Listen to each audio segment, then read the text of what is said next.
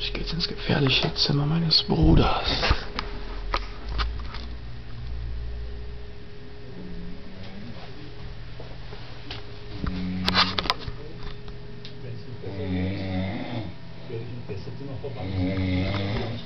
Geheilt werden.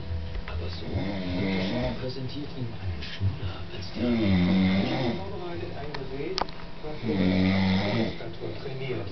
Das heißt, wir müssen 5 bis 6 Wochen täglich